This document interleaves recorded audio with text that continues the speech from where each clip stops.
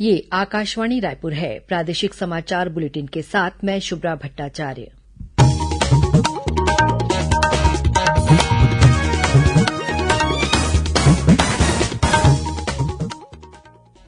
और अब पेश है आज के मुख्य समाचार। छत्तीसगढ़ उच्च न्यायालय के आदेश के बाद अब प्रदेश में 18 से 44 वर्ष आयु वर्ग के अंत्योदय, बीपीएल और एपीएल हितग्राहियों का 1/3 अनुपात में होगा टीकाकरण। बलौदाबाजार में कृषि उपज मंडी को बदलकर बनाए गए कोविड केयर अस्पताल का मुख्यमंत्री ने किया वर्चुअल शुभारंभ। महासमुंद जिला जेल से फरार 5 कैदियों में से 4 फिर से गिरफ्तार। लापरवाही बरतने के आरोप में जेल के मुख्य प्रहरी सहित 4 कर्मचारी निलंबित। और प्रदेश में मौसम ने करवट बदली, राजधानी रायपुर सहित कई इलाकों में हुई हल्की बारिश। मौसम विभाग ने बस्तर संभाग के कुछ स्थानों पर आकाशीय बिजली गिरने और अंधड़ चलने की चेतावनी दी।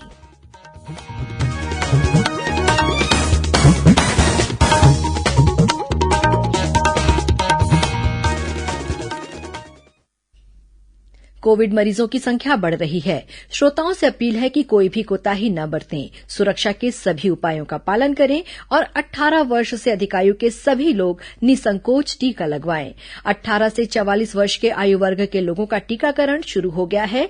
3 आसान उपायों का पालन करें और सुरक्षित रहें। कोविड-19 से बचाव और सुरक्षित रहने के 3 उपाय। मास्क लगाएं, 2 गज दूरी है जरूरी, सुरक्षित दूरी रखें, हाथ और मुंह साफ रखें। अब समाचार विस्तार से। छत्तीसगढ़ हाईकोर्ट के अंतरिम आदेश के बाद राज्य शासन ने निर्णय लिया है कि प्रदेश में 18 से 44 वर्ष आयु समूह के अंत्योदय, बीपीएल और एपीएल श्रेणी के हितग्राहियों का 1/3 अनुपात में टीकाकरण किया जाएगा। आधिकारिक जानकारी के अनुसार इन सभी श्रेणियों के लिए जिलों में अलग अलग टीकाकरण केन्द्र बनाए जाएंगे। अंत्योदय और बीपीएल श्रेणी के हितग्राहियों को अपने लिए निर्धारित केन्द्र में टीकाकरण के लिए निर्धारित आईडी के साथ ही राशन कार्ड भी दिखाना होगा, जबकि एपीएल श्रेणी के हितग्राहियों को अपने लिए निर्धारित केन्द्र में आधार कार्ड, पैन कार्ड या अन्य मान्य दस्तावेज ही दिखाना होगा। इन्हें राशन कार्ड दिखाने की आवश्यकता नहीं होगी। इससे पहले उच्च न्यायालय के मुख्य न्यायाधीश पीआर रामचंद्र मेनन और पीपी साहू की युगल पीठ ने आज हस्तक्षेप याचिकाओं पर सुनवाई करते हुए राज्य सरकार से कहा कि प्रदेश में किसी भी सूरत में टीकाकरण नहीं रोका जाना चाहिए। न्यायालय ने स्पष्ट किया कि टीकाकरण वक्त की आवश्यकता है और न्यायालय के किसी भी आदेश का ये मंतव्य नहीं है कि टीकाकरण रोका जाए। हाईकोर्ट ने राज्य सरकार द्वारा स्थगित किए गए टीकाकरण को आज से ही शुरू करने के निर्देश दिए।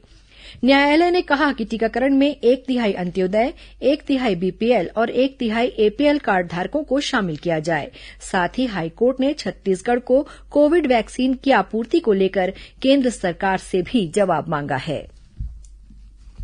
इस बीच छत्तीसगढ़ सरकार ने बताया है कि प्रदेश में 18 से 44 आयु वर्ग के लोगों के निःशुल्क टीकाकरण के लिए संबंधित कंपनियों को 75 लाख वैक्सीन डोज का ऑर्डर दिया गया है।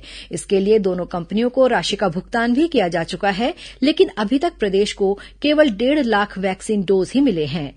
वहीं केन्द्र सरकार से कोविड टीके उपलब्ध कराने की मांग को लेकर आज एनएसयूआई ने भारतीय जनता पार्टी के सांसदों और विधायकों के घरों के सामने प्रदर्शन किया।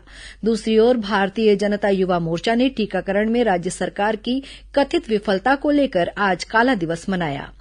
भाजयुमो कार्यकर्ता कल 8 मई से प्रदेश की सभी ग्राम पंचायतों में पंचायत सचिवों को मुख्यमंत्री के नाम ज्ञापन सौंपकर टीकाकरण के संबंध में सरकार से उचित निर्णय लेने की मांग करेंगे। पत्र सूचना कार्यालय पीआईबी ने लोगों से कोविड वैक्सीन के लिए coviN.gov.in पर पंजीकरण कराने का आग्रह किया है।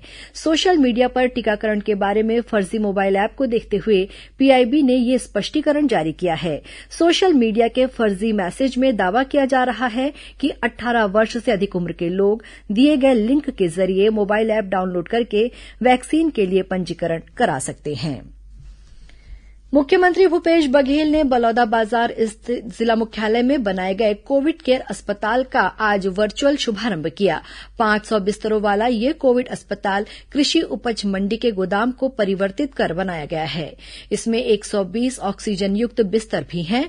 इस अस्पताल को मात्र 20 दिनों में तैयार कर लिया गया है।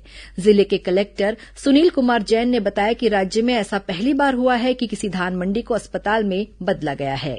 मुख्यमंत्री ने कहा कि अस्पताल तैयार हो जाने से बलौदाबाजार जिले के कोरोना संक्रमित मरीजों को अब जल्द इलाज मिल सकेगा।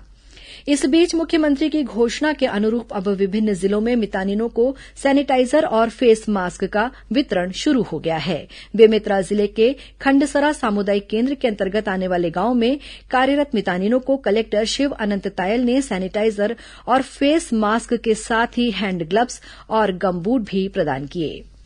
राज्य में कोविड मरीजों के लिए चलाई जा रही 104 आरोग्य सेवा हेल्पलाइन सेवा भी काफी मददगार साबित हो रही है। इस हेल्पलाइन के जरिए कोविड मरीजों और उनके परिजनों की परेशानियों को हल करने का प्रयास किया जा रहा है। इस हेल्पलाइन नंबर पर कॉल करने से अस्पतालों में खाली बिस्तर और होम आइसोलेशन जैसी जानकारियां प्रदान की जाती हैं। इस बीच राज्य को 8 जिलों में स्वास्थ्य विभाग द्वारा 1200 रेमडेसिविर इंजेक्शन का पुनर्वितरण किया गया है। उधर राजनांदगांव जिले में कलेक्टर टोपेश्वर वर्मा ने समीक्षा बैठक में बताया कि जिले में कोरोना संक्रमण की दर में कमी आई है। इस कारण जनसुविधा को ध्यान में रखते हुए कुछ सेवाओं में आंशिक छूट दी गई है। कलेक्टर ने कहा कि प्रशासन द्वारा दी गई इस छूट का नागरिक अनावश्यक फायदा न उठाएं और जब तक बहुत जरूरी काम न हो तब तक घर से बाहर न निकलें। राज्य में कोविड संकट से निपटने के लिए विभिन्न औद्योगिक प्रतिष्ठानों और सामाजिक संगठनों द्वारा भी शासन और प्रशासन की मदद की जा रही है। धरसीवा में संचालित संवेदना कोविड केंद्र को सारडा एनर्जी ग्रुप द्वारा 10 ऑक्सीजन कंसंट्रेटर और अन्य सामग्री प्रदान की गई है। वहीं राजनांदगांव जिले में साहू समाज की ओर से ऑक्सीजन युक्त एम्बुलेंस सेवा शुरू की गई है। समाज के युवा प्रकोष्ठ द्वारा राजनांदगांव नगर में जरूरतमंद कोविड मरीजों को ऑक्सीजन सिलेंडर भी उपलब्ध कराए जा रहे हैं। इस बीच राज्य शासन के राजस्व और आपदा प्रबंधन विभाग ने आज वीडियो कॉन्फ्रेंसिंग के जरिए सेवाभावी संस्थाओं की बैठक ली। इस मौके पर बताया गया कि कोविड संकट से निपटने के लिए गैर सरकारी संगठनों के साथ ही विभिन्न सेवाभावी संस्थाओं की मदद ली जा रही है। इसके लिए राज्य सरकार के साथ ही जिला स्तर पर भी कोऑर्डिनेशन सेंटर स्थापित किए जा रहे हैं। उधर बीजापुर नगर पालिका द्वारा नगर की सड़कों और चौक चौराहों पर सैनिटाइजर का छिड़काव किया गया। राज्यसभा सांसद फूलोदेवी नेताम ने सभी पात्र लोगों से कोविड वैक्सीन लगवाने और कोरोना संक्रमण की रोकथाम के लिए जारी दिशा निर्देशों का पालन करने की अपील की है। मेरा आप सब से निवेदन है कि आप वैक्सीनेशन सेंटर पे जाके वैक्सीन लगाएं। शासन के द्वारा जो हमें मुफ्त में टीकाकरण होना है उसका हम लाभ ले सके ताकि कोरोना जैसे बीमारी से हम बच सके। 18 प्लस जिनका आयु हुई है उनका रजिस्ट्रेशन चालू है और हमेशा टीका लगने के बाद भी मास्क हमेशा लगा के रखें, हमेशा 2 गज के दूरी पे रहें और हाथ को साबुन से धोते रहें। प्रादेशिक समाचार आप आकाशवाणी रायपुर से सुन रहे हैं। छत्तीसगढ़ की खबरों से है आपका वास्ता और खबरों की विश्वसनीयता से है हमारा वास्ता। आकाशवाणी समाचार रायपुर के प्रादेशिक समाचार बुलेटिन के साथ ही हमारे समसामयिक कार्यक्रम आप रेडियो के अलावा अपने मोबाइल पर भी सुन सकते हैं। आकाशवाणी समाचार फेसबुक, ट्विटर और यूट्यूब पर भी उपलब्ध है। हमारा Facebook page Chhattisgarh news on AIR, Twitter handle CGAIR news और हमारा यूट्यूब चैनल है छत्तीसगढ़ AIR न्यूज। तो अब रेडियो के साथ ही आपके मोबाइल के जरिए भी हम पहुंच रहे हैं आप तक। छत्तीसगढ़ की हर खबर के लिए सुनते रहिए आकाशवाणी समाचार। और अब आगे बढ़ते हैं बाकी के समाचारों की ओर। मुख्यमंत्री भूपेश बघेल ने आज रायपुर, दुर्ग और सरगुजा संभाग के 9 जिलों के 18 विकासखंडों में कोरोना संक्रमण की स्थिति की समीक्षा की। इस मौके पर उन्होंने निर्देश दिए कि ग्रामीण क्षेत्रों में होम आइसोलेशन में रहकर इलाज करा रहे मरीजों की पूरी सावधानी के साथ सतत निगरानी की जाए। यदि ऐसे मरीजों के स्वास्थ्य में गिरावट आती है तो उन्हें तत्काल अस्पताल में भर्ती कराया जाए। श्री बघेल ने कहा कि ग्रामीण क्षेत्रों में विवाह समारोहों और बाहर से आने वाले लोगों के कारण कोरोना संक्रमण बढ़ा है। ऐसे में जरूरी है कि कोरोना से बचाव के दिशा निर्देशों का कड़ाई से पालन कराया जाए। मुख्यमंत्री ने अधिकारियों को यह भी सुनिश्चित करने के लिए कहा कि निजी अस्पताल कोरोना मरीजों के इलाज के लिए निर्धारित दर से ज्यादा राशि की वसूली न करें। इस बीच राज्य के समाज कल्याण विभाग ने 60 वर्ष या उससे अधिक आयु के वरिष्ठ नागरिकों के लिए कोरोना संक्रमण से बचाव के संबंध में दिशा निर्देश जारी किए हैं। इसमें कहा गया है कि वरिष्ठ नागरिक हमेशा घर पर ही रहें और घर पर आने वाले मेहमानों से मिलने से बचें। इसके साथ ही बुजुर्ग लोग विवाह आदि किसी भी समारोह में शामिल होने से भी बचें। भारतीय आयुर्विज्ञान अनुसंधान परिषद आईसीएमआर ने कहा है कि रैपिड एंटीजन टेस्ट या आरटीपीसीआर जांच में एक बार पॉजिटिव घोषित हो चुके व्यक्ति को अस्पताल से छुट्टी लेते समय दोबारा ये जांच कराने की जरूरत नहीं है।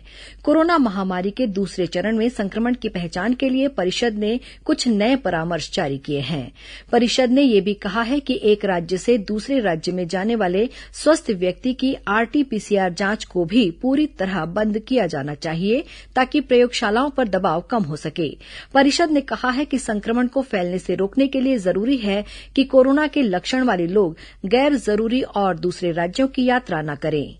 परिषद के अनुसार एंटीजन टेस्ट में पॉजिटिव पाए गए व्यक्ति की दोबारा जांच नहीं की जानी चाहिए और उन्हें सीधे घर पर रहकर ही कोरोना से बचाव संबंधी दिशा निर्देशों का पालन करना चाहिए। कोरोना के लक्षण वाले ऐसे लोगों की ही आरटीपीसीआर जांच करानी चाहिए जिनकी एंटीजन जांच नेगेटिव है। इस बीच नई दिल्ली के अखिल भारतीय आयुर्विज्ञान संस्थान एम्स के निदेशक डॉक्टर रणदीप गुलेरिया ने कहा कि ऑक्सीजन का प्रयोग दवा के तौर पर करना चाहिए। इसके अत्यधिक प्रयोग से बुरा प्रभाव हो सकता है। श्री गुलेरिया ने कहा कि ऑक्सीजन कंसंट्रेटर और ऑक्सीजन सिलेंडर का इस्तेमाल स्वास्थ्य देखभाल विशेषज्ञों की सलाह पर ही करना चाहिए। इसका इस्तेमाल तभी करना चाहिए जब मरीज का ऑक्सीजन स्तर 94 से नीचे चला गया हो। श्री गुलेरिया ने यह भी कहा है कि कोरोना का हल्का संक्रमण होने पर पहले 5 दिन में स्टेरॉयड लेना नुकसानदेह हो सकता है। राज्य के स्वास्थ्य विभाग ने निर्देश जारी किया है कि रेमडेसिविर, टोसिलीजुमैब और प्लाज्मा थेरेपी का उपयोग केवल अस्पतालों में ही किया जाना चाहिए। इन दवाओं का परामर्श देने वाले डॉक्टरों की यह जिम्मेदारी होगी कि वे इनके संबंध में मरीज की आवश्यकता का आकलन कर लें। साथ ही डॉक्टर को यह भी सुनिश्चित करना होगा कि मरीज को किडनी रोग, हृदय रोग या कैंसर जैसी कोई अन्य बीमारी तो नहीं है। चूंकि रेमडेसिविर सहित अन्य दवाएं अभी प्रयोगात्मक स्तर पर हैं, इसलिए इन दवाओं को किसी भी मरीज को देने से पहले उनके परिजनों को इसकी जानकारी देना और इसके बाद उनसे इन दवाओं के इस्तेमाल की सहमति लेना अनिवार्य होगा। साथ ही राज्य सरकार ने ये भी निर्देश दिए हैं कि इन दवाओं के उपयोग के संबंध में राज्य चिकित्सा परिषद द्वारा दवाओं के उपयोग की जांच की जाएगी। साथ ही बिना किसी कारण के ऐसी दवाओं का परामर्श देने वाले डॉक्टर के खिलाफ कड़ी कार्रवाई की जाएगी।